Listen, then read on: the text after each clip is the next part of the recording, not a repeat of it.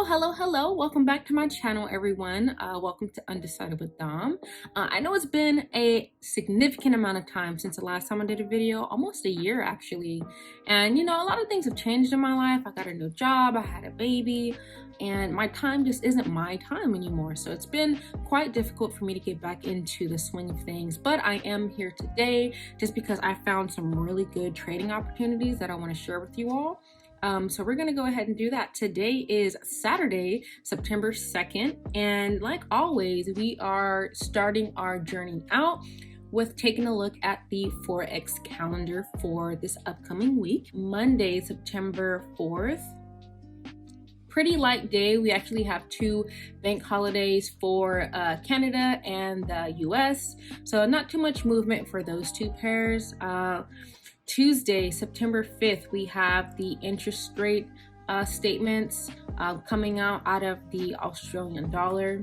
And then later on that day around 9:30 p.m., we have the gross domestic production numbers coming out. That's going to have some heavy movement for the Australian dollar. So if you are in any of those pairs, be on the lookout for that. Now for Wednesday, September 6th, for the Canadian dollar, we also have some interest rate news coming out.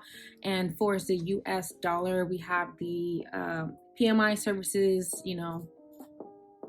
the Institute of Supply Management and Purchasing Index. So that's going to have some heavy movement for the US dollar. Later on that day, again, for the Australian dollar, we have their Governor Philip Lowe coming out and speaking.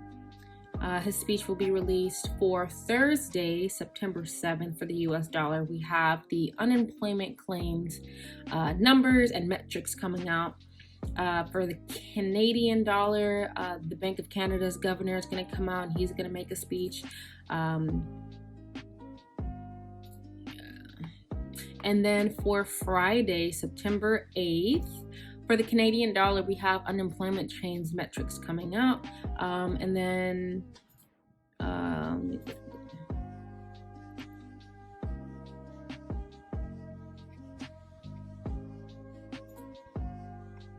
then for the Chinese yen, we also have some CPI metrics that will be released somewhere around 9:30 Pacific time.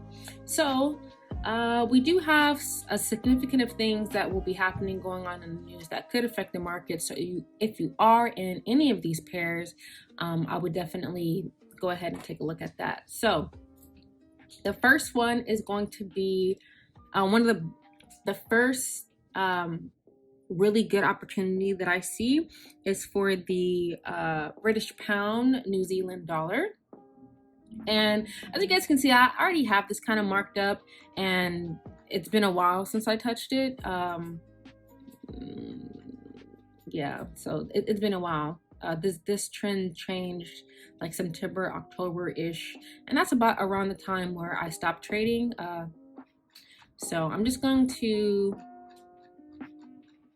clear this, and I'm just going to start over. Normally, when I mark up my charts, I do a multi time frame analysis, going from the monthly time frame to the weekly to the daily to the 4-hour. That way I can really start to see the trend of how each pair is doing. And since it's been a while since I did this one, I'm actually going to start over. So I will speed through this just to try to cut down on the time. But yeah.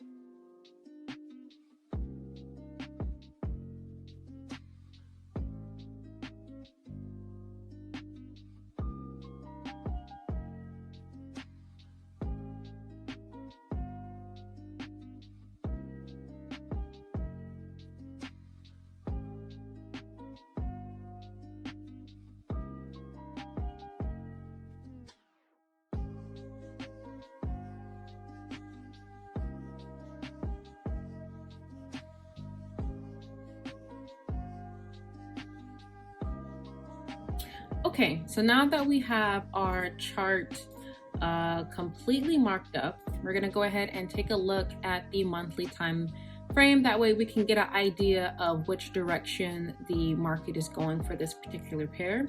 As you guys can see, this is an obvious downtrend. And I use the Fibonacci sequence when I am marking up my charts. And going off of the most recent running fib, because we had a fib here. Let me see.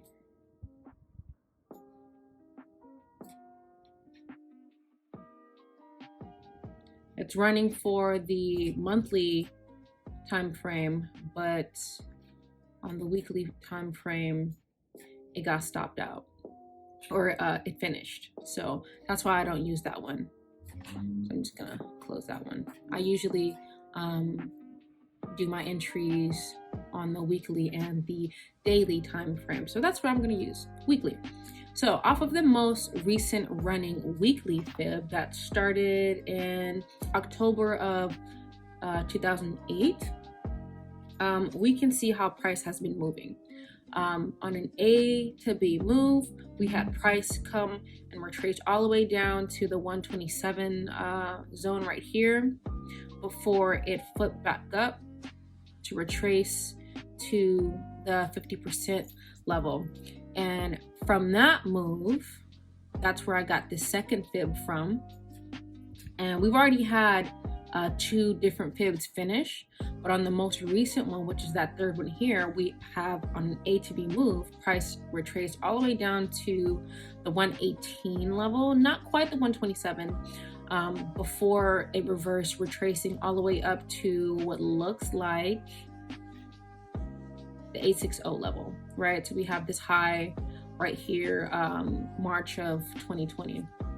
So I think this is a great opportunity to get in. I am bearish on the British pound compared to the New Zealand dollar for a couple of reasons. One, because the main trend is down. And since we've had a 860 retracement, I can expect price to at some point get down here, right? So the matching D extension on an 806 level here is down here, right?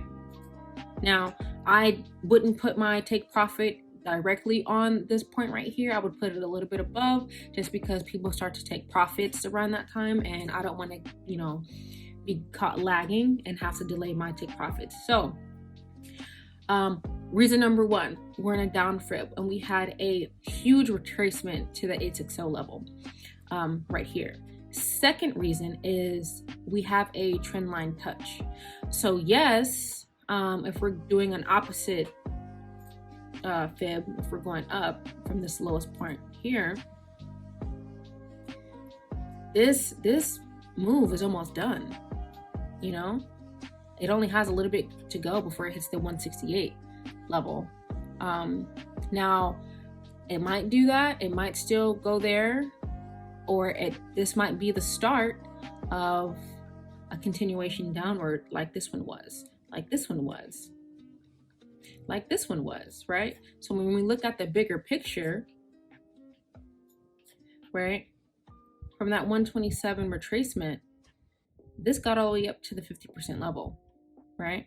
And at the time, that was a trend line touch, right? So if you would have got in here and rode it out to here, you would be up. Even if you stayed in like this entire time for however many years that is, even from this point, you would still be in profit. That is a huge profit right there. So I think this is a great time to get in. Now the move has already happened, because if you go down to the daily time frame, and even on that one, look, that this fib is already finished. So it's already time for a retracement to happen.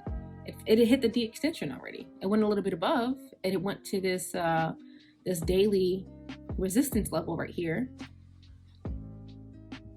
and it started to move down. We already have our swing high.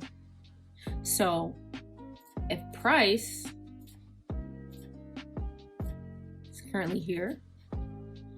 I would put my stop loss a little bit above that here. I would probably put my stop loss, I don't know, I'm shooting in the dark here.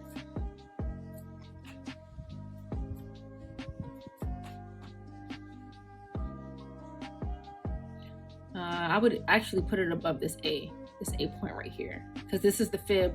This is the most recent fib that we're going off of. So to play it safe, I would put it above.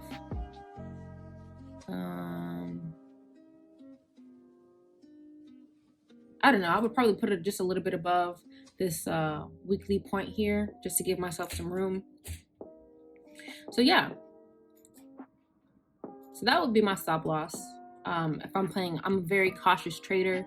I usually put my stop loss above my A, because as long as it doesn't take out the A, that trade is gonna go my way. So based off the information that we have here on this 860 retracement, we have our take profit on the daily. Oops, sorry. On the daily would be here, probably somewhere in here. So this would be my daily take profit. Let's write that in there. Daily take profit. This would be my daily / weekly stop loss. And then down here was that weekly take profit. So now we have a plan. We have a plan of execution. Now, I think this is a really great move. Like, you can calculate just on the daily time frame alone, you can calculate what your potential loss and gain is. You have the potential to lose, 1,500 pips, and a possibility of gaining 4,500. That's a win in my book. So let's see.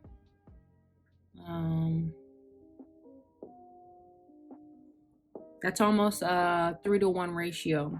It's a 2.93. I'm gonna round it up. That's 3-to-1 ratio of profitability. So we take a look at the 4-hour, what's going on. Let's see.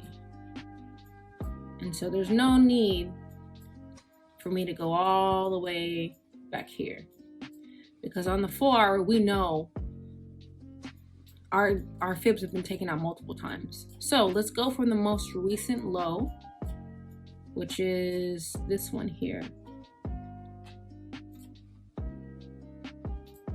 And we can take a look at what's going on. So even here, right? Even on a 4-hour play, what I personally see here is on this A to B move here, right? This is my C. C is the deepest retracement between an A to B move. Now, that means the C should be somewhere in here. This is the retracement zone here. This is the extension zone here. So because price has already hit the 118 extension, I assume that it's going to come back down, because it still has to retrace somewhere. And I usually play it safe. I play it to the 382. Sometimes you might see price hit a 382 and immediately turn around. Or it might continue for deeper retracement, which is also good. That's more confirmation for you to get in your trade. So even on a micro move, I feel like price could potentially come here first, right? Before continuing here, which to that D extension. And let me see if I can draw this. Don't be laughing at my drawing, y'all.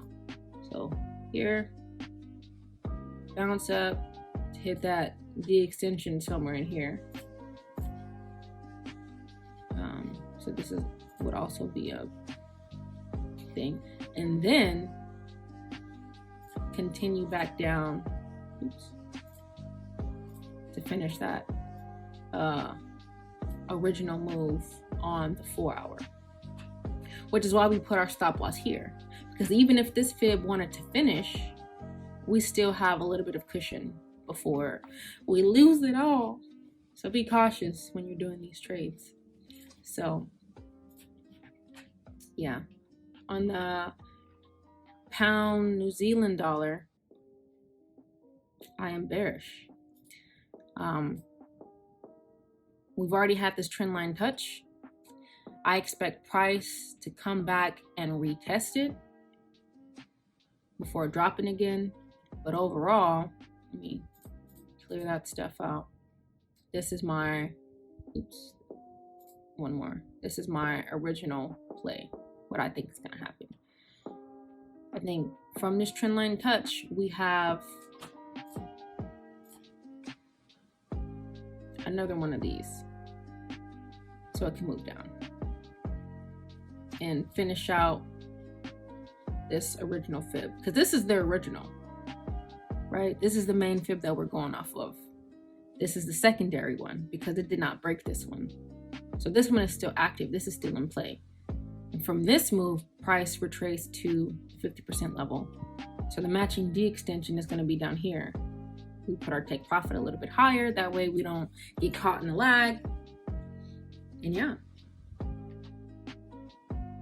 So that's my British New Zealand pair. It's not too late to get in. The move's already happened. Lower time frames control the higher time frames. So on the lower time frame, we already have that swing high. We already see the direction has changed. On the 4 hour, we already see the direction has already changed. The move's already happening. So it's not too late to get in. Not too late. And if you want to wait for a pullback, you could do that as well. Like I said, if price might hit this 382 right here, reverse, come back here, hit that D extension, and this is an even better position here.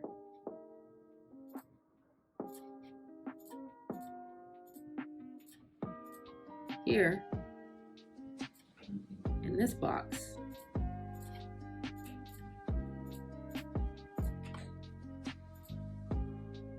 Right up in here, this is a better zone to be in on a short.